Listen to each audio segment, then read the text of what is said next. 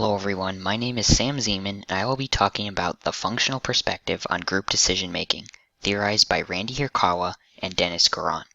They came up with this perspective to dispel the seemingly common perception that group work is frustrating and that it might be better to do it all yourself as a way to save time and energy.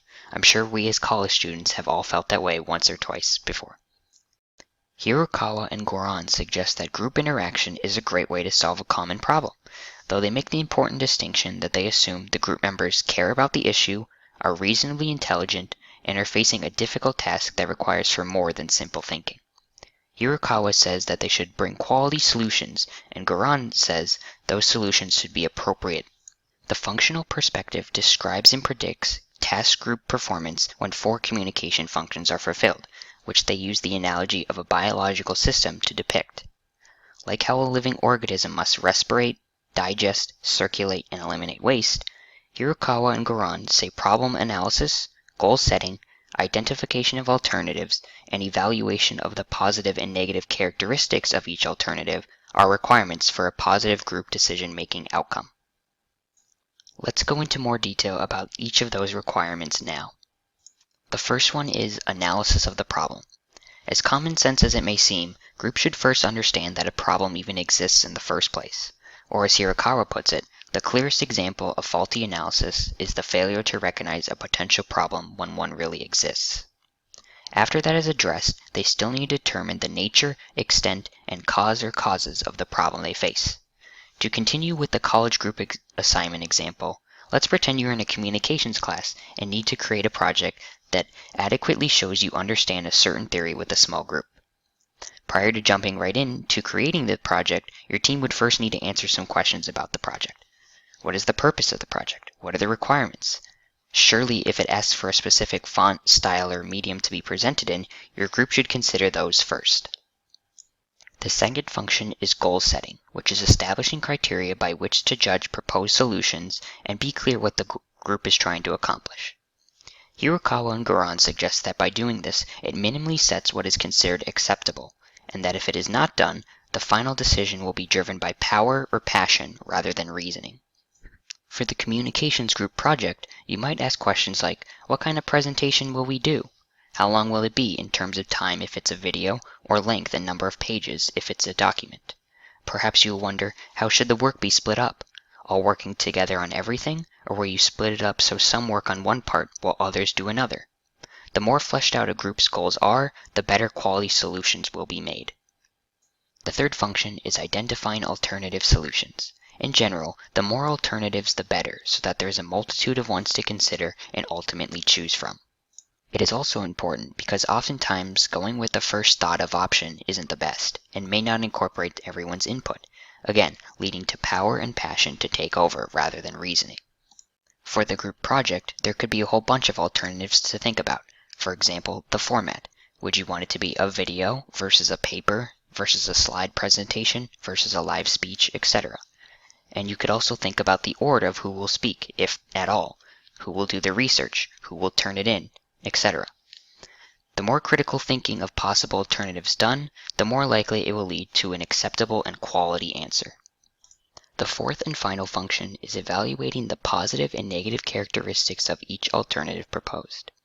Hirakawa and Goran warn that groups often get sloppy during this point because they focus only on positive or negatives of alternative instead of both together.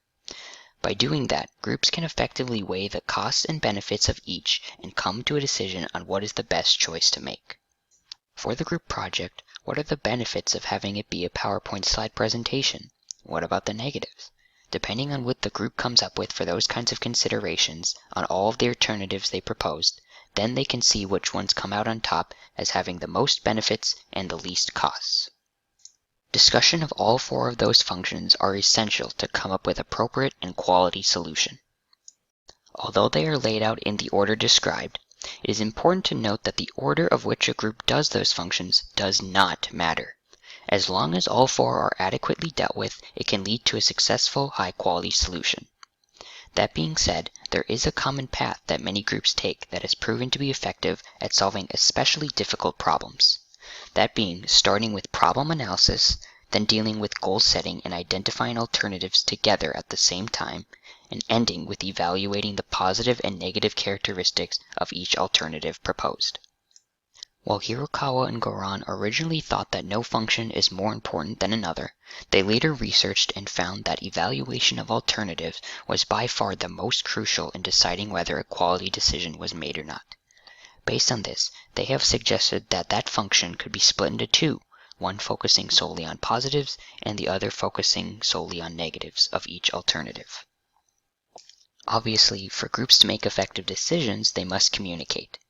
Hirokawa suggests that communication plays a very active role constantly when crafting decisions. Through discussion, it creates an impact and end byproduct of the group. While ideally the group will move from function to function smoothly, realistically it is easy for members to get distracted and run into obstacles that end up slowing progress towards the goal.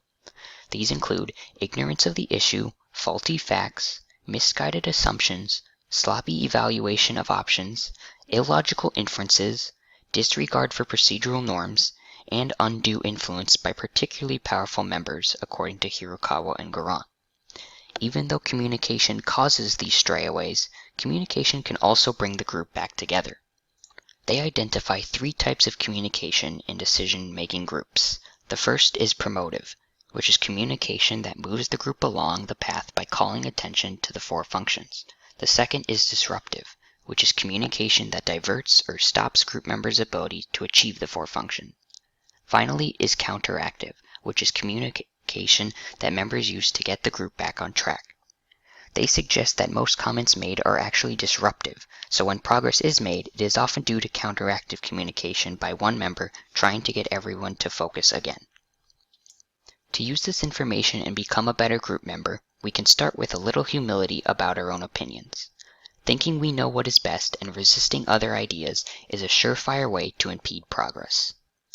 Hirokawa and Goran report that groups often abandon rationale due to pressure and persuasion from members who believe they alone have the right answer, or just go with what their gut is telling them to do without evidence to support it. To stop such things from taking place, they suggest doing some reflective thinking, which involves actively trying to avoid making distractive remarks and getting others back on track if things do stop progressing in a nice but still direct way.